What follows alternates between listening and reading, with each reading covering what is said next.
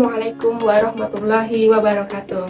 Hai semuanya, kembali lagi bersama saya Ria Lisnarika Pratiwi dengan NIM 858466602. Hari ini saya akan melakukan tugas praktikum IPA DSD Modul 7 Optik mengenai sifat cahaya.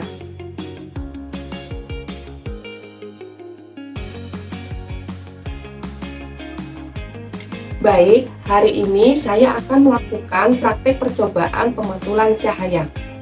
Tujuan dari praktek ini yaitu menjelaskan sifat-sifat cahaya, menjelaskan sifat-sifat bayangan yang dihasilkan oleh cermin, menjelaskan sifat-sifat bayangan yang dihasilkan oleh lensa, menentukan fokus cermin cekung, dan menentukan fokus lensa cembung. Baik, selanjutnya adapun alat dan bahan yang diperlukan yaitu cermin datar, centong sayur sebagai cermin cekung dan lensa cembung, penggaris, busur, lilin, korek api, pulpen, celah cahaya, kertas, dan lampu senter. Baik, selanjutnya yaitu langkah-langkah percobaan. Yang pertama, susunlah lampu senter dan celah cahaya di depan cermin datar, seperti yang ada di video. Kemudian,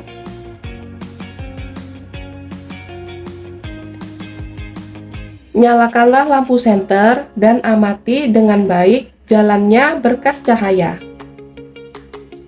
pada saat sebelum dan sesudah mengenai cermin datar.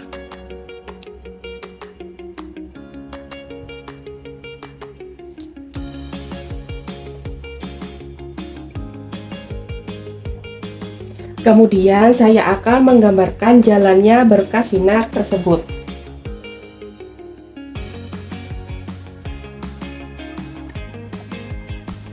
Sehingga tampak sudut datang dan sudut pantulannya. Kemudian saya akan mengukur besar sudut datang dan sudut pantulannya dengan menggunakan busur derajat.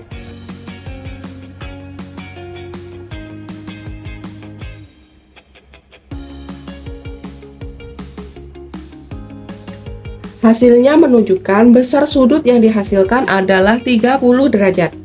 Jadi dapat disimpulkan sudut datang sama dengan sudut pantul sesuai dengan hukum pantulannya. Baik, selanjutnya letakkanlah sebuah lilin di depan cermin datar. Sebelumnya kita nyalain terlebih dahulu.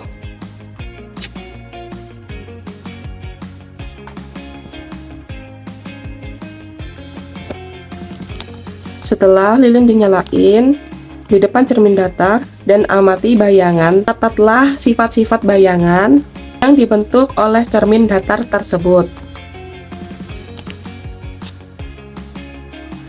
Hasil bayangan pada cermin datar bersifat maya, tegak, dan sama besar dengan bendanya.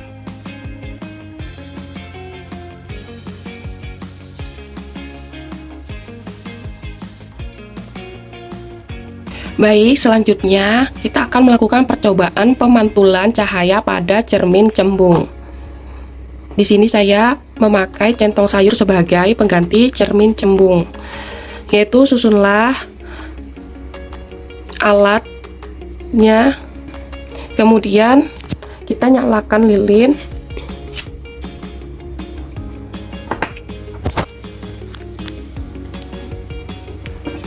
Setelah nyala, kita akan mengamati jalannya berkas cahaya sebelum dan sesudah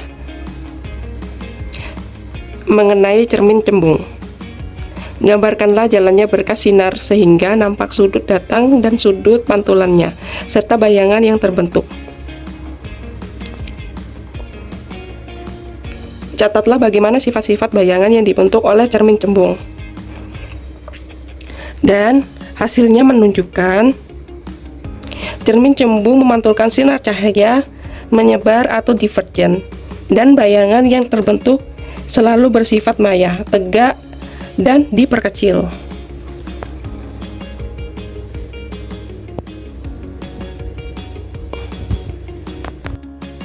Baik, selanjutnya percobaan pemantulan cahaya pada cermin cekung. Masih sama, di sini saya menggunakan centong sayur sebagai cermin cekung.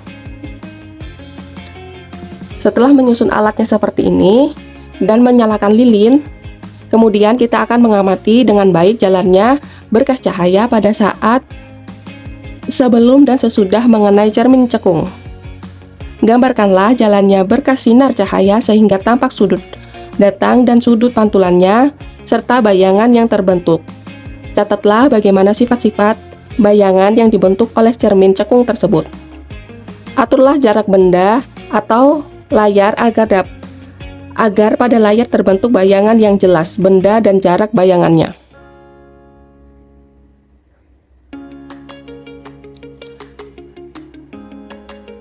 Kemudian, hasilnya menunjukkan bayangan terbentuk nyata pada layar bayangan tersifat nyata dan terbalik. Kemudian geser benda menjauhi cermin cekung. Amati pada jarak tertentu bayangan benda akan menghilang. Kita akan menggeser lilinnya. Dan semakin jauh cahaya dengan cermin, maka bayangannya semakin menghilang.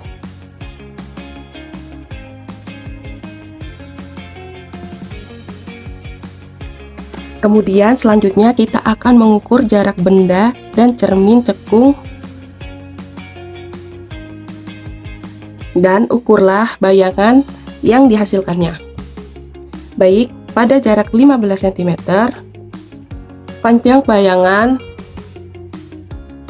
yaitu 5 cm. Kemudian pada jarak bayangan 20 cm,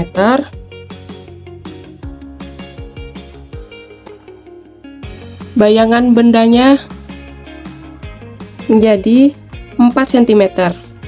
Selanjutnya, pada jarak 25